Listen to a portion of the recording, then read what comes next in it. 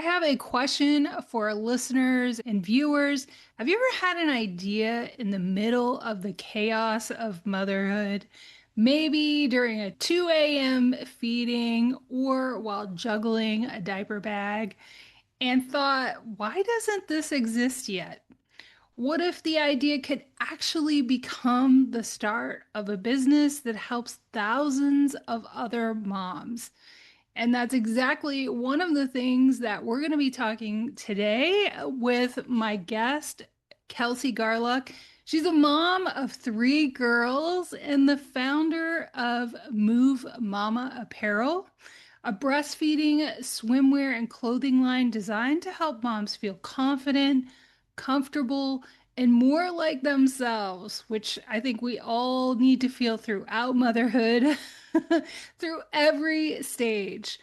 Her own challenges with low supply, tongue ties, and the constant struggle of nursing in public inspired her to create stylish, functional pieces like her signature invisible zipper sweatshirt. That's so cool. That make breastfeeding easier and more empowering. Today, she's on a mission to help moms move through motherhood with confidence and grace.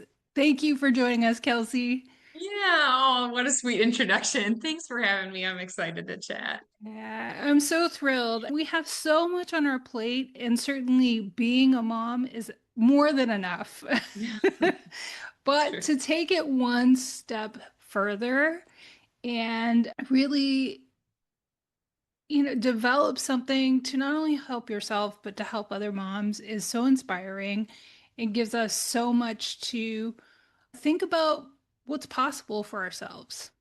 Yeah, it was all birthed out of experience. And I think that's one of the kind of core tenets of our design philosophy and even just like how we market the business is it's all based on, hey, we've been there too. Yeah. And yeah, it definitely resonates with people. Yeah. So before Move Mama, you were just a mom trying to navigate the hard, messy parts of breastfeeding.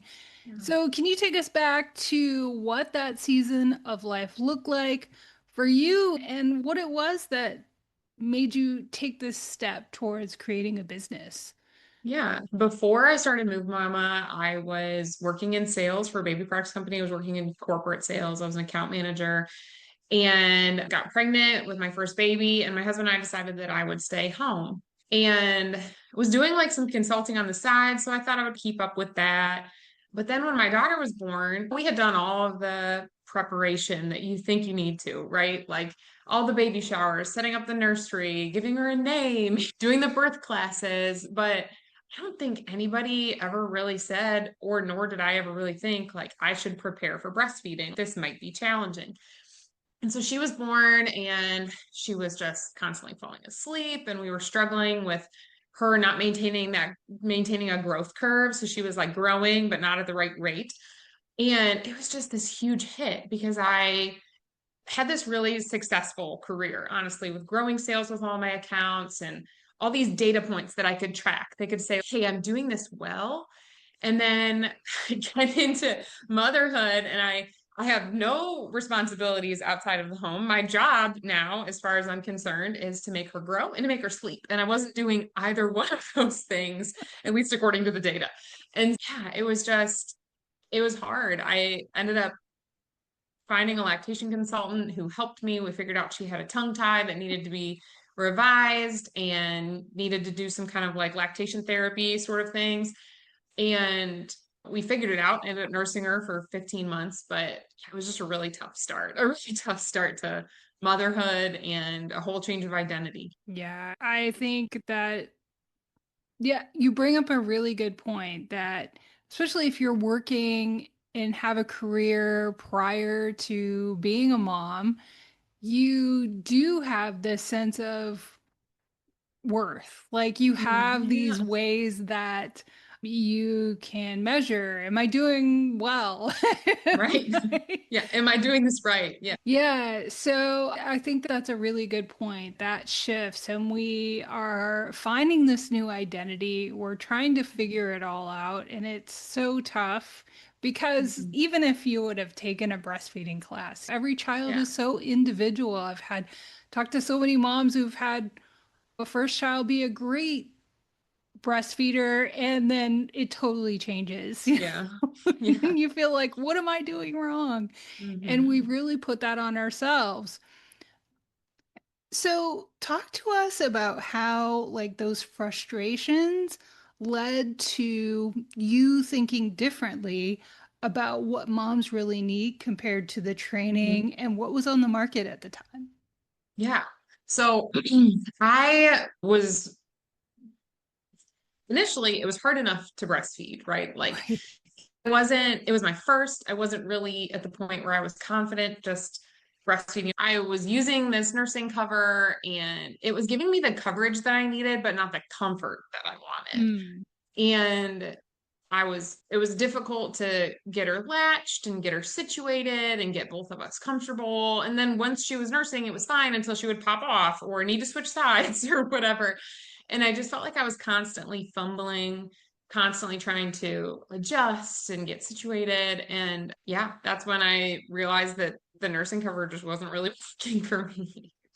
And Yeah. ultimately, that was the birth of the idea is that there needed to be something that would offer me a little bit of coverage, but also easy access and comfort. So you didn't come from a background of apparel manufacturing, right? Mhm. No, no. Yeah, so how did you fill that gap? Because I imagine that would be so intimidating to try and figure all of that out. So how did you fill that gap? Yeah, I alluded a little bit ago to the fact that I was doing some consulting. So when I was in my sales job, my primary customers were e-commerce businesses. So I was like learning how to sell on Amazon. And the consulting that I was doing was helping small product manufacturers sell their products on Amazon, helping them run their selling accounts.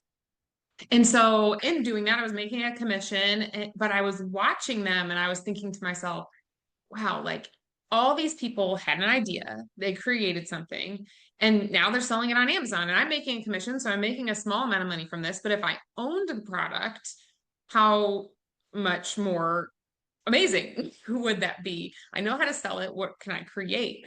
And so, yeah, I think from there realized that it was possible. And you're right, didn't know apparel manufacturing, but basically had some connections through my dad's career to one person in particular who worked in sourcing for REI back in the day. And she didn't really know clothing, but because she did like technical stuff like tents and sleeping bags or whatever. But she was able to give me some guidance in how to find and select factories. And then honestly, and this has been a theme throughout the ownership of my entire business, I rely on people who are experts in what they do to achieve what I need. And Yep. so found some partners in pattern makers and like technical sample makers and was able to learn apparel through that, but then also lean on their expertise for the actual, okay, we need to make a paper pattern for Mhm. this type Yeah. piece. And now I have multiple factories that I've worked with for a long time and they're partners of mine. And yeah, once you figure it out, like obviously, like we stumbled through it a little bit. There's Yeah. this whole sampling process, and I would get something, and the sleeves were like this much longer than my hand, or like super super wide and super super short, or something ridiculous. Right. It's a matter of trial and error to some degree. I did a Right. lot of erroring. Yeah, that's so important to talk about because one, we don't I think we just think about, oh, I can't do X, Y, and Z, but we don't realize how resourceful we can be. Dig deep into not only your contacts, but contacts of contacts. Yeah. And then, two, I think you really played on your experience in helping other people sell things and thought you just didn't throw out all of your prior experience, which I think some moms do when they Mhm. think about starting a business. They just think they're starting from zero. But really, you probably have a lot more resources and know-how than you think you do, Yeah. and that everything is doesn't have to be perfect and it won't be perfect, but it can still turn out really well. And it's interesting that when you say that, I remember I took that job because my husband was my fiance at the time, and he had a career down here. He started working here like 6 months before I moved down. And I was like, I just want to be in the same city as him. So I just found any old job. So I started in this sales job, and I didn't really know why, other than that they were going to pay me a salary. And I remember driving home from work one day, like driving up the interstate out of Charlotte, and just was like, I was praying. I was just like, Lord, why? What am I doing in this job? Because I don't like it. And then ultimately, like the experience that I got there snowballed. And what I'm doing now is completely different. But I took this little experience and I was able to expand on it and to turn it into something different. And that little experience snowballed into something else. And now I'm not selling, I sell on Amazon a little bit, but I'm not really selling on Amazon anymore. But it was the e-commerce experience that led to the Amazon experience that led to Shopify and manufacturing and all of that.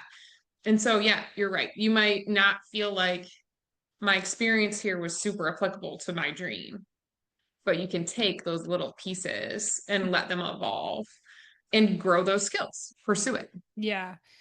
No, I think that's just so important. And it also speaks to how our businesses evolve. You don't have it Mm-hmm. all figured out in this perfect 100%. vision of what it's going to be, Mm-hmm. and this is how it's going to be forever. It's going to evolve as well, and Yeah. the importance is just taking those steps initially to get started. Mm-hmm. But one of the things too that trips up so many entrepreneurs is this idea that they have to have this grand vision. But Yeah. you really had this one really focused and simple solution that you used to start your business. So can you talk a little bit about like the beauty of having that simplicity and where you Yeah. started? Yeah. So I think the other thing that trips people up similarly is the money. Like, where am I going to get, especially if they want to run a product-based business, like, where am I going to get the money for all of this?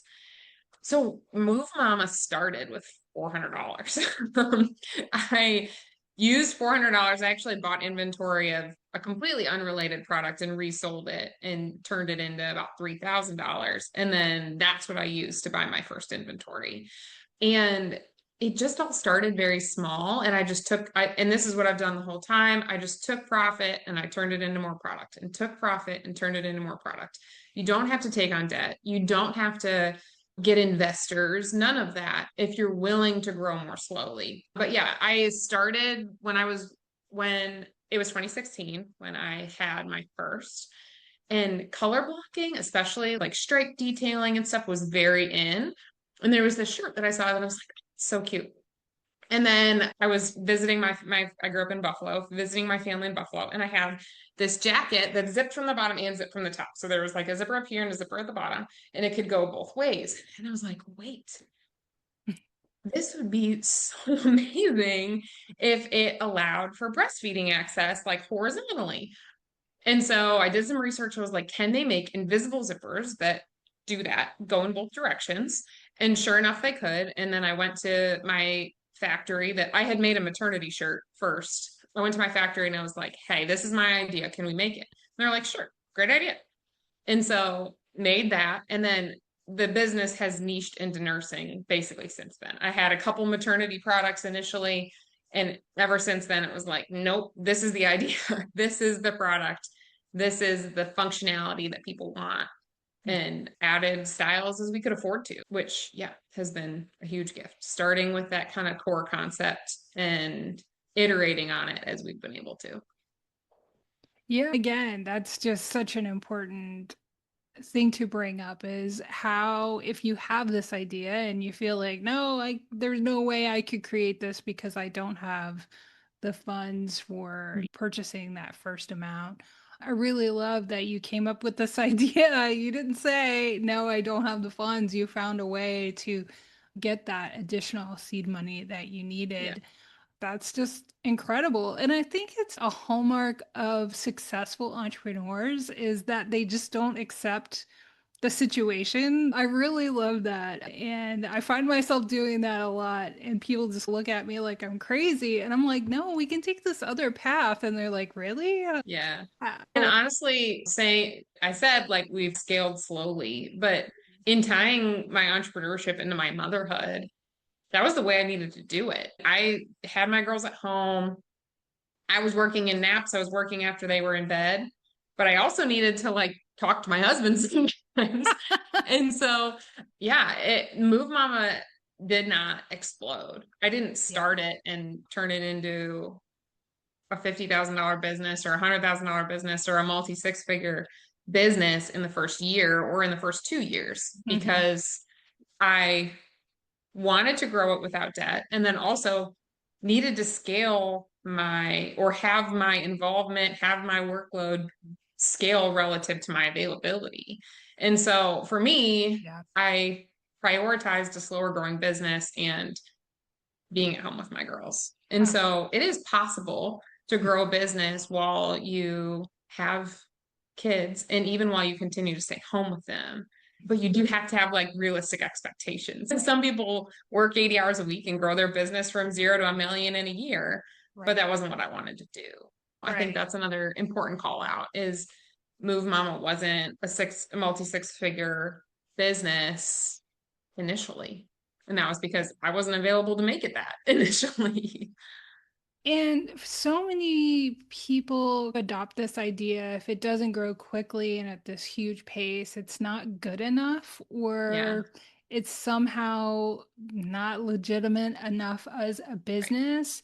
But while you were describing that, what I think is also important is one, that you intentionally prioritize that slow growth, but you found a way to be okay with that. And what allowed you to still stay consistent and in the game and grow your business without these wild levels of growth? Yeah. I think for me, a part of it, and this is a privilege that I have to admit, is that my husband paid our bills. We lived in such a way that I was still like technically a stay-at-home mom, so that there wasn't all a ton of pressure to be paying the bills out of Move Mama. I was able to reinvest in the business like I talked about, like take profit and turn it into inventory rather than take profit and turn it into groceries or an electrical bill. So that was a big piece, was that it wasn't a hobby business, but there wasn't a ton of pressure because of our decision that ultimately, like, we were living like I was a stay-at-home mom. And so maybe that's the sacrifice that you need to, if growing a business without burning out or growing a business while having the stay-at-home mom experience or whatever is important to you. But yeah, I think for me, it was because being a stay-at-home mom was an important thing to me and was a priority to me. And I'm kind of an achiever personality. It was hard at times to be like, I don't have enough time to make this grow faster, Mhm. but to rein myself in and say, but it's more important to me that I'm doing this today than that. And so it was a little bit of like kind of self-control, reining myself in a little bit. And then the other part of it was just I didn't have a choice. I needed to lay her down for a nap, or I needed to feed her lunch, or I was pregnant with another one and I was sick and throwing up on the couch. And so, yeah, it was just, I think in part it was very natural. And on the other hand, it was just like a daily intentional decision Mhm. to fight against that achiever mentality or that hustle growth mindset that a lot of business gurus or a lot of podcasts or Instagram accounts that talk about entrepreneurship will push you towards. Right. It's just a different mentality. Yeah. And that's what really fueled this podcast, because Yeah. I think it's important to have those conversations where it's okay to grow slowly Mhm. and to have those other priorities that are priorities, but still don't prevent you from making strides towards your goals and your dreams and helping you share your passions. But it is, and it can be so hard to resist that pressure from culture and Yeah. all of the gurus and the experts who tell you that and make you believe that not growing quickly and hustling all of the time Right. is just the way that you have to do it. But Yeah. so I love having that conversation. But one of the ways that has allowed you to grow too is also really listening to the moms that you serve with your products. So, how do you stay so connected to your audience and while running the business and keeping your ears to what they need and juggling all the things? Part of it is juggling for sure. Yeah. I have somebody who helps me in social media. I have help with customer service. This past summer, we moved all the warehousing to a third party location in South Carolina. But a lot of it is because I have my fingers in everything. One maybe silly little tactic is that I get every review to my inbox. So when somebody writes a review on our website, I'm reading it and I'm knowing this is the element of this that they really like. This is an element of this that they wish was a little bit different. And then, yeah, I mean, we're on Instagram a lot. We've really fostered like a really fun community of people who comment, send us messages. We ask for feedback. Sometimes I'll be trying on a new sample and I go on Instagram stories and I'm like, hey, what do you guys think of this? Another cool thing that we've done recently is we now have this team of ambassadors, and it's some moms who are in the trenches with us and they are helping us make content. So they film videos and we give them free product, and it's been a cool little community. But we have a group chat and it's a more consolidated or like a smaller kind of testing ground. And so like we have some swimsuit samples that I'm working through for the spring, and I actually sent some of them to some of those women. And then I'm all the time in there, like taking videos of things and asking them for feedback, trying to get color feedback, things like that. So it really is like intentional communication, asking, not focus groups necessarily, but being open to feedback of people who either love or have experience with your product already. Feedback can be so scary. Yeah. Yeah. And I think lots of business owners run from it, whether it's good Mhm. or bad. Yeah, I remember there were a couple times where I I got a nasty review and my husband was like, "Why are you in a bad mood?" I'm like, "I got a bad review." And he's like, "Lock it down, Kelsey." Like, I'm so sorry you got a bad review, but you can't ruin everyone's day over it. And I'm like, "You're right. You're right." It's definitely a challenge to be open to feedback. It's hard. Because Right. sometimes you're like, hey, yeah, you're right. That is messed up about that product. Or we did do something wrong there and we need to change it next time. But yeah, yeah, Yeah, agreed. it's Reviews can really be brave scary. to have it come to your inbox.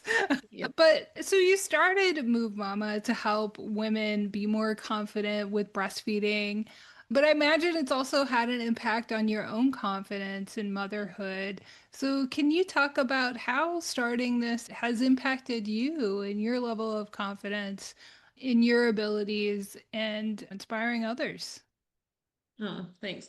Yeah, I think that sometimes I am so focused on running the business that I don't really step back. And like you said, you like sold clothing to thousands of women, which is true, but I don't always reflect on that. Yeah, I think it's given me the ability or the perspective to say I can do hard things. And sometimes it applies to like motherhood or relationships with my family or relationships with my girls, my husband, all that.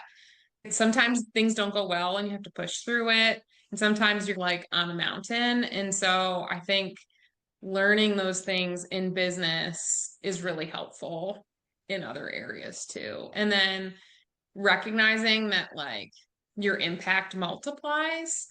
I think whether it's a good deed or a good business, doing something that sometimes feels small can really change the game for someone else. I think Move Mama clothing, like while it might seem minor, it can wearing a nursing sweatshirt or a nursing t-shirt or a nursing dress or a nursing swimwear or whatever can make your beach trip easier or can make the holidays breastfeeding your baby easier. And so if that one day is easier for you, you make it through that day, you nurse on demand the whole day, and it doesn't feel as painful or as difficult, that stacks up into a week, into a month, and into the breastfeeding journey that you dreamed of, which is it's a bold claim to say that like a sweatshirt can make you breastfeed for as long as you wish. But small steps like that, small steps to make your breastfeeding journey easier, can make it so that you breastfeed for as long as you wish. And so I think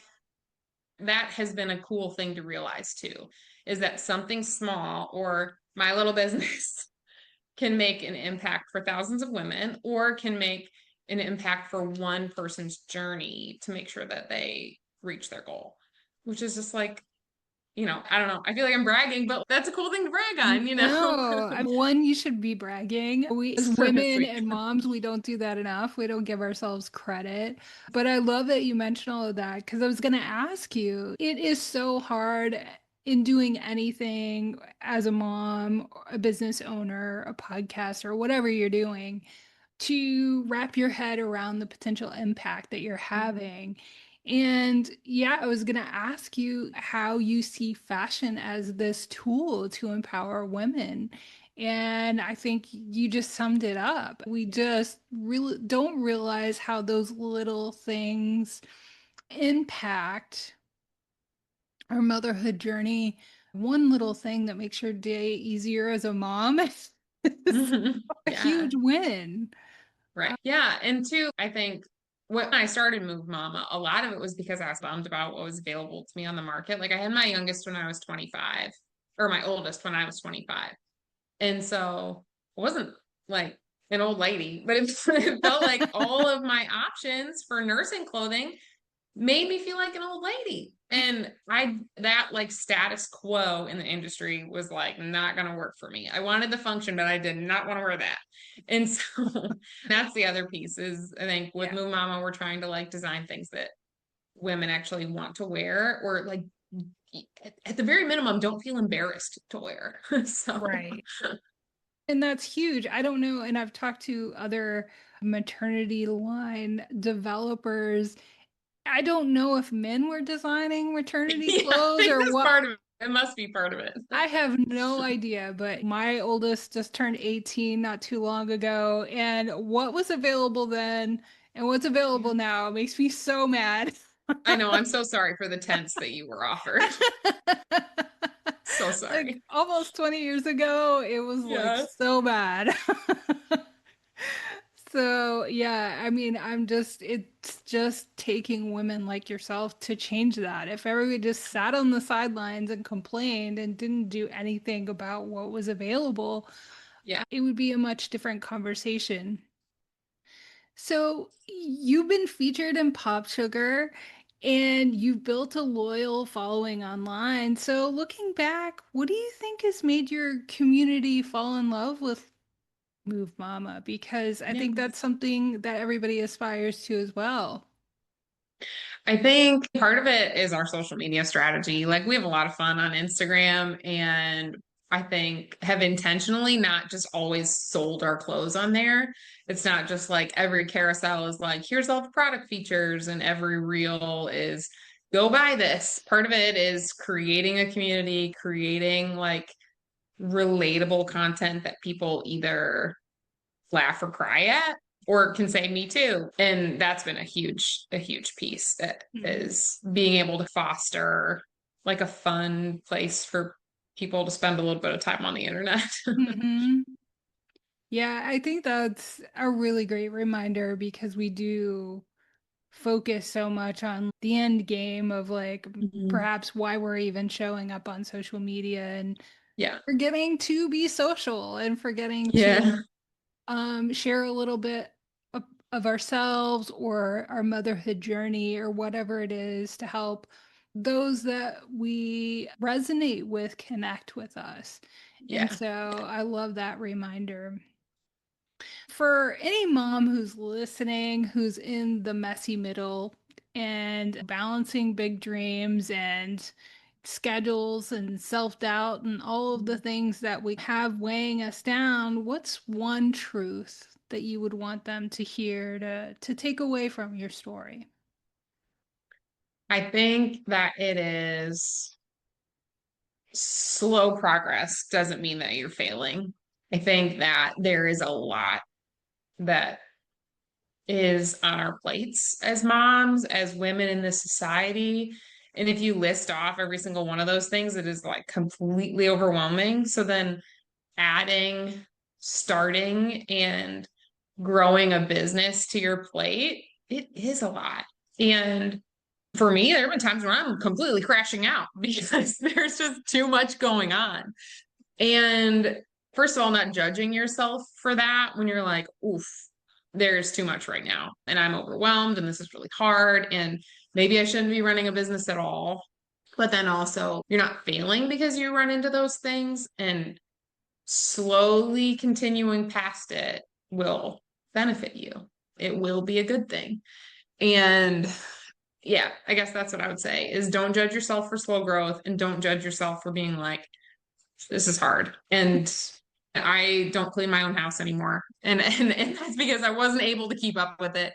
And hopefully you can get to the point where you can offload some of those things that don't feel important to you. And when you can, do it, because you are not a superhuman. Nobody is. There's only so much that we can all tackle ourselves. Yeah. And this realization that we all have to have a different yardstick for ourselves individually, but Mm-hmm. especially as moms, is just something I feel like I can't talk about enough because we so quickly and easily pick up the yardstick that other people want us to have for Mm-hmm. whatever reason. For sure. And just finding that space where we can give ourselves grace and progress at our own rate that works for us. Yeah. It's Yeah. just, gosh, that's just so important. So I love that you're reminding us of that.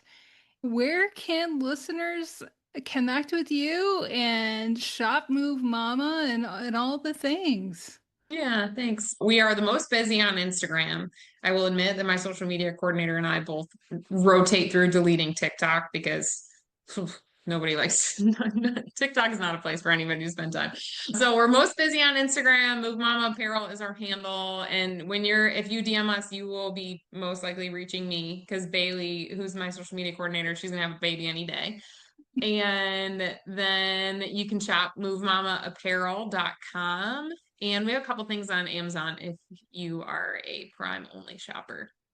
I love that. I love conversations like this because we talk about, hey, if you want to start a business, if you want to start an apparel business, if you want this tool to make your motherhood journey easier, all of the things. So, thank you so much for chatting with me today and sharing some really important reminders and inspiring us. Yeah, thanks for all you do and the content you put out there for all of us who are in this, and because we're in it together. And I think like the shared perspective and encouragement is a huge thing. So thank you. That means a lot. Thanks so much. It's been a wonderful chat with you, Kelsey. Thanks. Yeah. Thanks. We'll talk to you soon.